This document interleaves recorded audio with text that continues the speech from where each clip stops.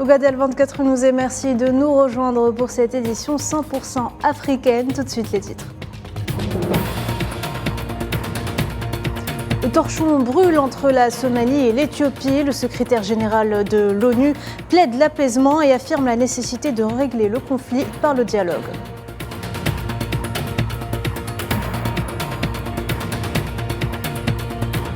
Migration clandestine, l'OIM vise à lever 7,9 milliards de dollars cette année pour soutenir les efforts visant à protéger les migrants.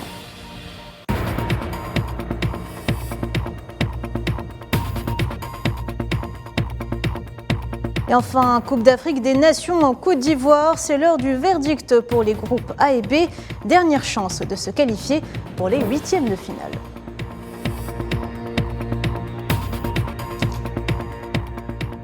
Bonsoir à toutes et à tous. Le président algérien Abdelmajid Tebboune a reçu ce lundi le ministre de l'Intérieur du Royaume d'Arabie Saoudite, l'émir Abdelaziz Ben Naïf Ben Abdelaziz Al Saoud. Le président Tebboune a également tenu une rencontre élargie avec la délégation accompagnant le ministre. L'audience s'est déroulée en présence du directeur de cabinet à la présidence de la République, Boualem Boualem, et du ministre algérien de l'Intérieur, Brahim Merad.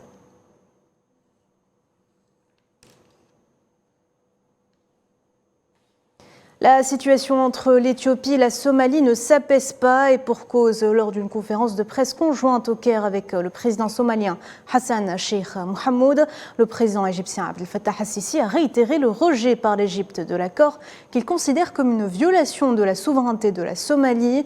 Dans un message aux Éthiopiens, il a mis en garde contre, je cite, quiconque tentant de s'en prendre à l'Égypte et de menacer ses frères. Pour rappel, les tensions sont fortes entre les voisins de la Corne de l'Afrique depuis un rapprochement entre Addis Abeba et le Somaliland qui a révélé par la signature le 1er janvier d'un protocole d'accord prévoyant l'allocation pour 50 ans à l'Éthiopie de 20 km de côte du Somaliland sur le golfe d'Aden.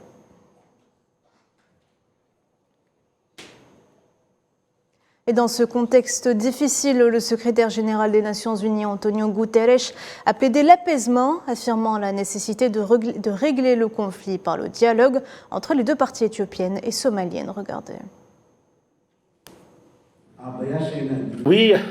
Nous sommes toujours guidés par nos principes et nos principes sont liés à l'unité, à la souveraineté et à l'indépendance territoriale des pays, y compris la Somalie. Nous espérons que le dialogue permettra de surmonter la situation actuelle. Il ne devrait y avoir aucune forme de discrimination et les droits de toutes les minorités doivent être respectés. Le verdict est tombé, c'est officiel. Les présidentielles au Sénégal se feront sans Ousmane Sonko et Karim Wade.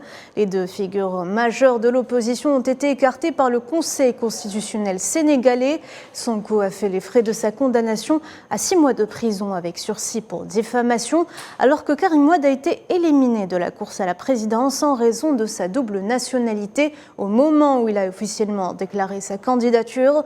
La liste définitive pour les élections de février a été dévoilée et comprend 20 candidats.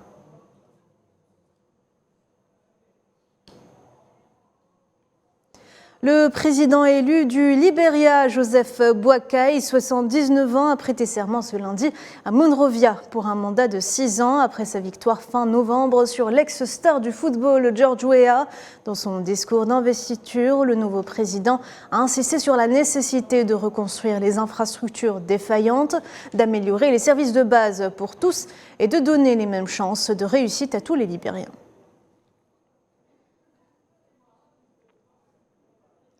Et c'est une étape historique pour le Cameroun. Le pays a lancé lundi la première campagne de vaccination systématique et à grande échelle au monde contre le paludisme.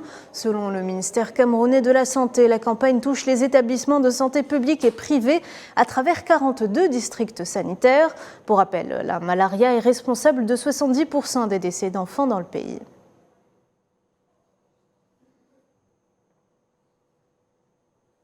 Les Nations Unies se sont engagées à aider la Tanzanie à améliorer sa gestion des catastrophes et à renforcer ses capacités en matière de missions de secours et de sauvetage.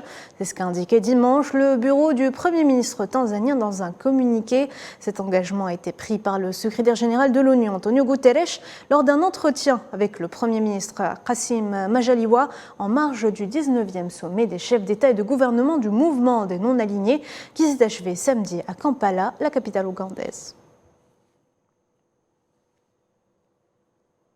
Dans le reste de l'actualité africaine, l'Agence des Nations Unies pour les migrations vise à lever 7,9 milliards de dollars cette année grâce à une nouvelle campagne de financement pour soutenir les efforts visant à protéger les migrants, à réduire les déplacements et à élargir les possibilités de migrer légalement. Cet effort de financement intervient alors que le nombre de personnes contraintes de se déplacer a atteint 117 millions à la fin de 2022, dont un nombre record de 71 millions déplacés de force à l'intérieur de leur propre pays, selon l'OIM. Après une tournée au Moyen-Orient, cap sur l'Afrique, le secrétaire d'État américain Anthony Blinken a entamé ce lundi une tournée africaine pendant une semaine. Il va visiter 4 pays pour souligner les réalisations nées des engagements pris au sommet États-Unis-Afrique de Washington il y a un peu plus d'1 an. Il est d'ailleurs arrivé ce matin à Praia, au Cap-Vert, première étape de sa visite. La sécurité alimentaire sera d'ailleurs au cœur des discussions. Un camion roulant à grande vitesse a plongé dans un ravin dans le sud-ouest de la République démocratique du Congo, tuant 18 passagers à son bord et en blessant plus d'une douzaine d'autres. Le camion est également rempli de marchandises et transportait de nombreux passagers sur une autoroute principale du territoire de Kasangulu. Allez, on passe au sport.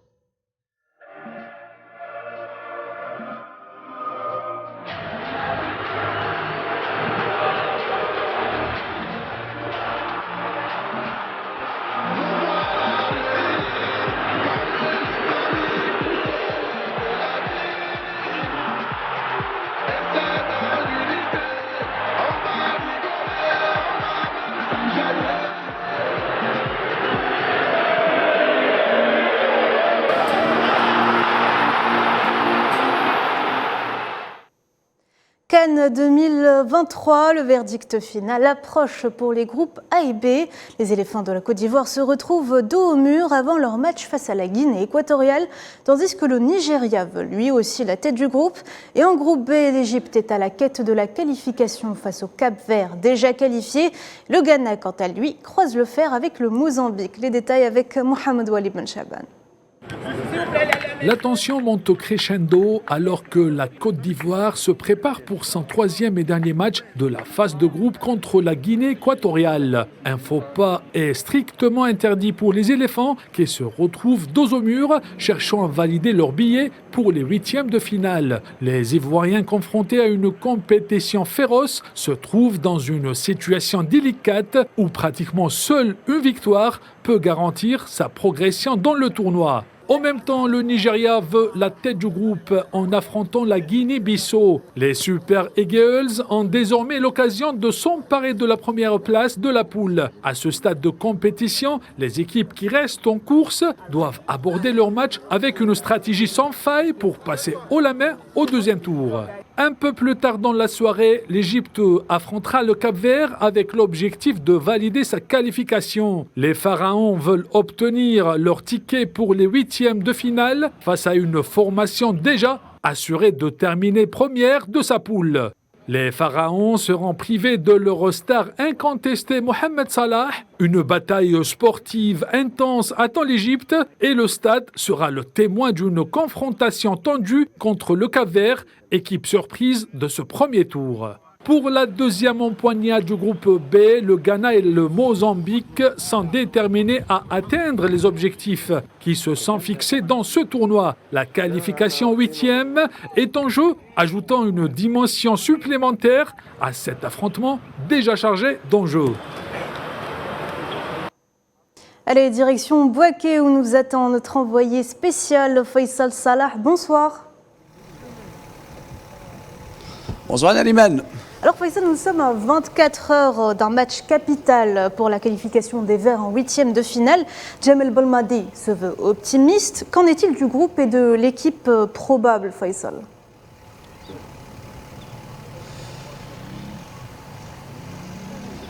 Alors Nariman, les Verts effectueront leur dernier entraînement d'ici 10 minutes ici au lycée classique. Parlons de l'équipe probable, certainement il y aura Mandrea comme gardien de but. Rami Ben Sebaini absent après le cumul des cartons.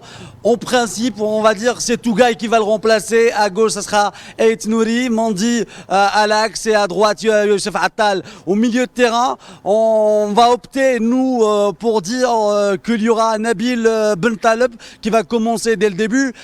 Aujourd'hui, il y avait Hussam Awar avec le sélectionneur à la conférence de presse. Donc Hussam Awar est à 99% titulaire pour le match de demain. Shaibi à côté de Awar pour l'animation offensive. Et quand on parle de l'attaque, Youssef Belaili, Bagdad Ben Bounjah, le duo oranais qui marche bien. Il faut le dire, il faut le souligner durant cette Coupe d'Afrique des Nations. Et aussi Riyad Mahrez, indiscutable, le capitaine. Riyad pour l'Algérie, pour le joueur de la sélection et comme Messi pour l'Argentine. Donc pour l'Algérie, Riyad Mahrez est indiscutable. Il peut changer n'importe quel match à n'importe quel moment. Il a les moyens, il a les capacités.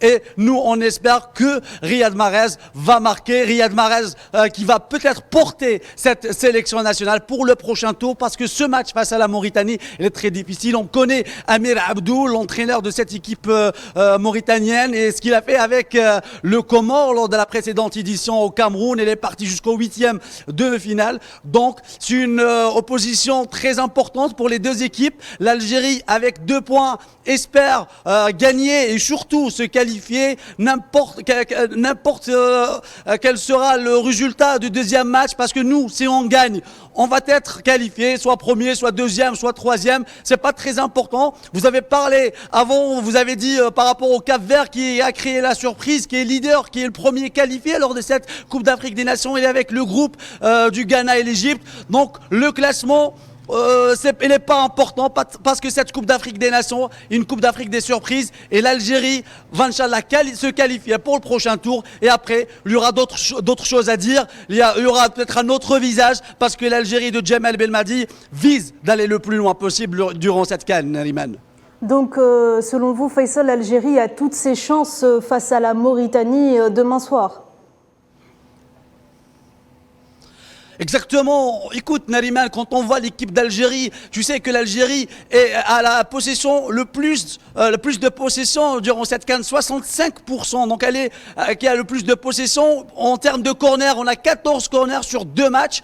Et quand on voit les 2 matchs qu'on a joués, soit face à l'Angola ou au Burkina, on a été victime des décisions de l'arbitre de la VAR. Donc à un moment donné, il ne faut pas se cacher.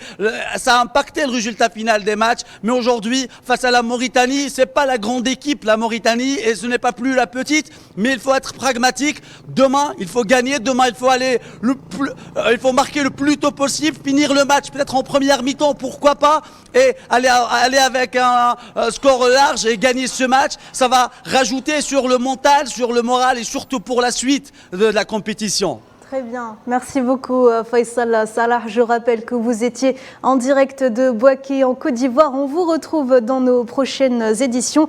Voilà, c'est la fin de notre journal. Merci de l'avoir suivi. L'actualité continue sur Al 24 News. Je vous dis au revoir.